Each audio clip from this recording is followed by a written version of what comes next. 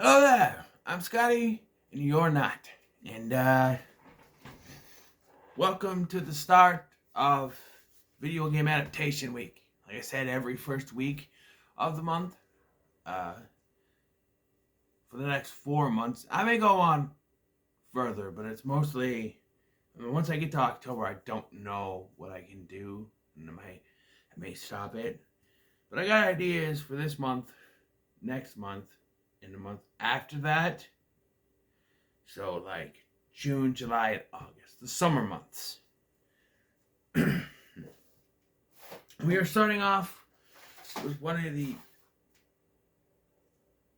worst movies I've ever seen, and that's even for video game adaptations, and that's Assassin's Creed.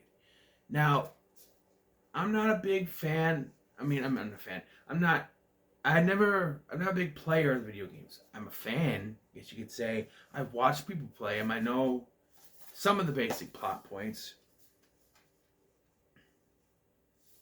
Mostly like Assassin's Creed 3 and the one that came after that.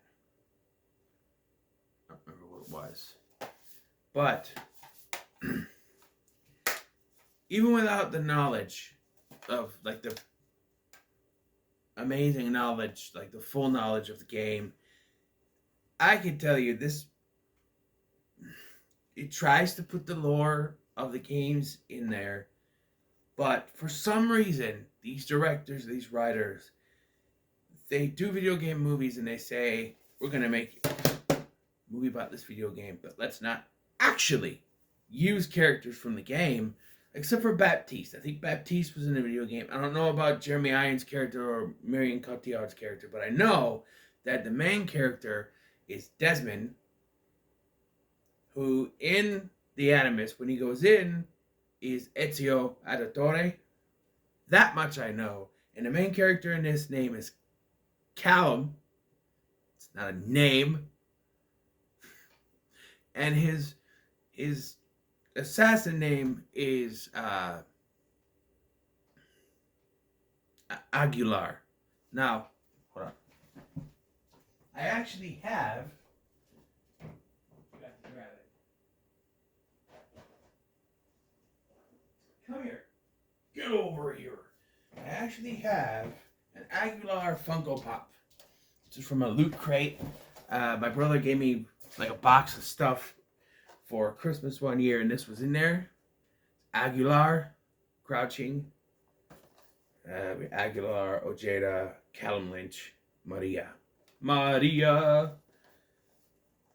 only know Callum and Aguilar. Maria, is that the one chick that was almost killed? I don't know. Ojeda, he was one of the Templars. I don't know. I really don't know, and I really don't care. This movie was a generic action movie combined with Assassin's Creed. That's all I can say. I will say, though, for the most part, I think the scenes when they're back in the past were probably the best. It's not to say they were very good, but they were better than the boring ass stuff we get inside the asylum, which for some reason needs to have every single. Okay, so their plan here is they want to get the apple, which will allow them to get to, eliminate free will so that there's no more bloodshed. They plan on doing this by killing a bunch of people. They're mostly in the past, but and they have Callum Lynch because he's the last of his bloodline, and it's his ancestor that hid the apple. So that's why they need him. But then they have all these people that they've done the experiment with still in this place. And they've sent them back. And they now have the knowledge to be assassins because they went back and they saw how their ancestors did. So now they know everything. And there's a stuck in general population for the entire movie. And it's like, why didn't you let them go? Why didn't you kill them? Why are you just leaving them there? I see why they didn't let them go, because if they have that knowledge, but they just leave them in general population, and you think nothing's gonna come of that. Well, of course it does. Uh, and there's a lot of cutting back and forth. If this movie was entirely in the past, I think maybe it would have worked better. Although I don't, I understand you're in the past, you're in Spain.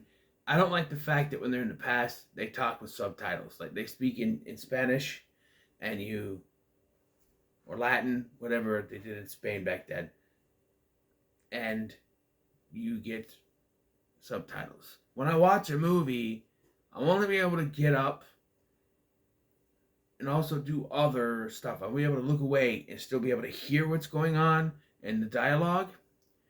You have people going for the whole time they're back there. I have to sit there and look at the screen because I was playing a video game, right? I was playing WWE 2K22, doing stuff.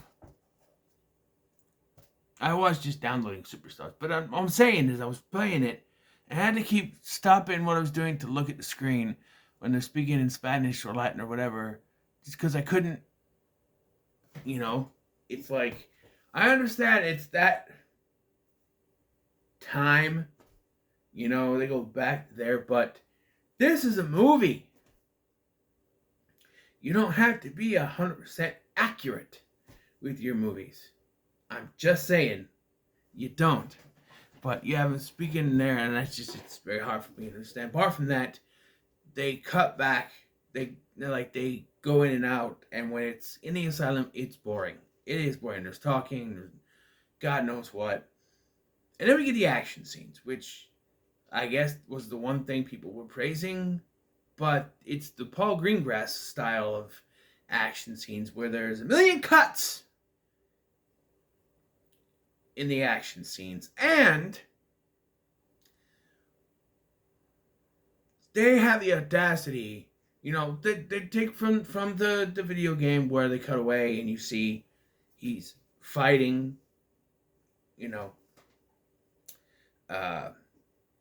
holograms and stuff. You see him fighting in the Animus, you see him in the thing, moving, rolling around. It looks stupid, but I guess it's from the game.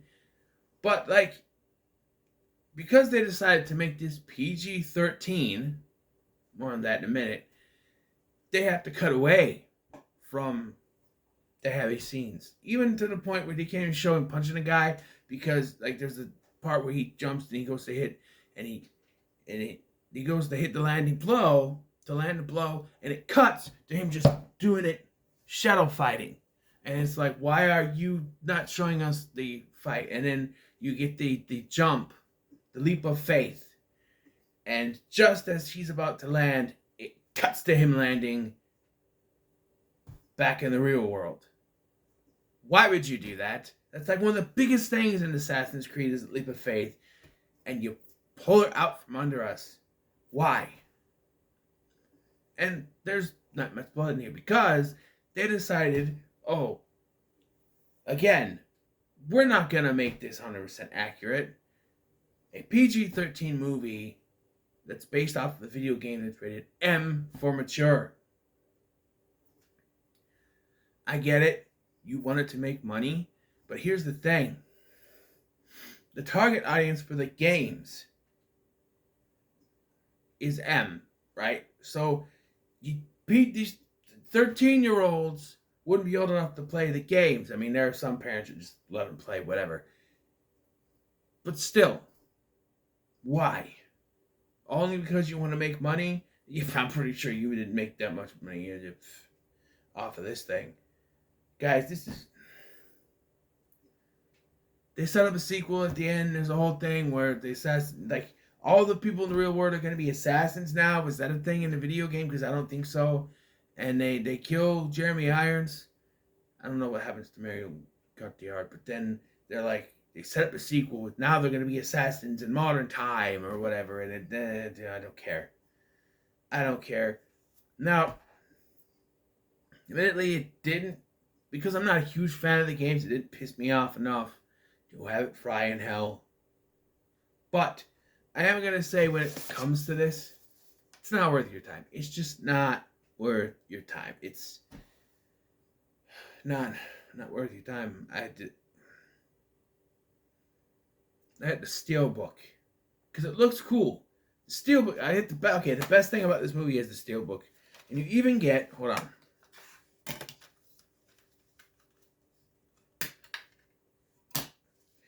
The leap of faith, right?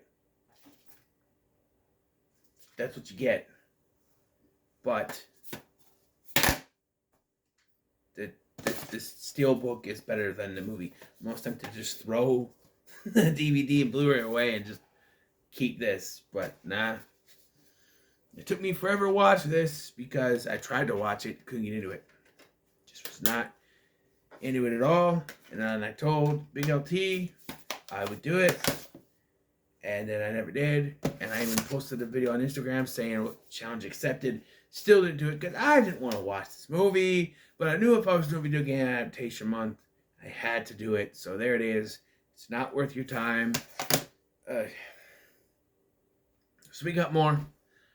We got more movies coming, more video game adaptations, and let's see.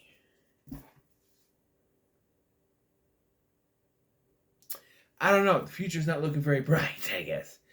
I know at least a couple that might be good. But, you know, one of them is directed by Uwe Boll, so,